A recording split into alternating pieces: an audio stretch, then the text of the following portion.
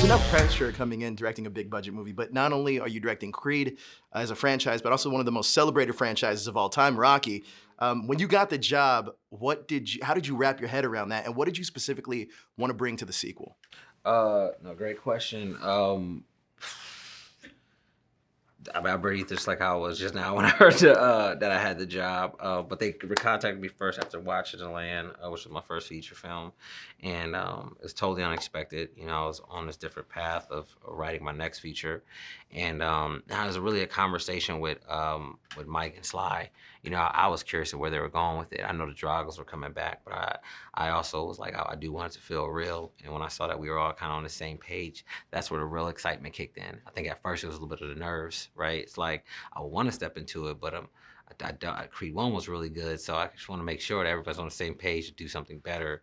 And so when you hear that from, you know, the actors and the producers of the film, you're like, okay, everyone's on the same page. It's not about just trying to make money. It was about trying to tell a story and make it be good. So that was exciting.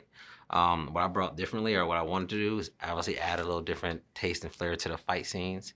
And I wanted to make sure it was a character-driven piece still on all angles. Absolutely, because you do something really interesting in this film, because you get to a point where you kind of sympathize with Ivan. I mean, with Ivan and Victor as well, to an extent.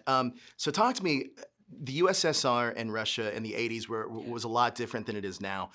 Talk to me about Victor and Ivan specifically and where they're at in the film. Yeah. So they're ultimately they're not in Russia. You know, I think we went from the last image of what we saw of Ivan Drago from Rocky IV with his head down, and then everyone kind of like backed off of him, and he felt isolated.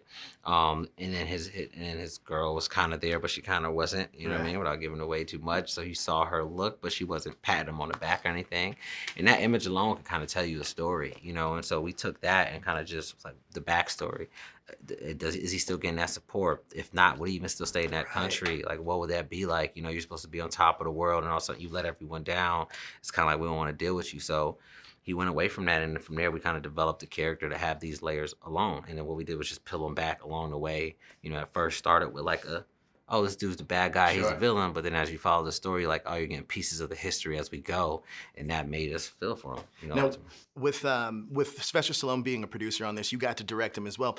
Talk to me about how hands-on he was with advice on set, and or did he let you kind of do your own thing? No, he definitely let you do your own thing. He was hands-on, but it was more so for the fight scenes. Mm-hmm. But the hands-on is definitely it's a formula to the Rocky fights in the franchise. And so he just kept that in back of our minds as we did it. And I know he did the same for Ryan, because Ryan told me, like, make sure you listen to dude, because he knows his stuff.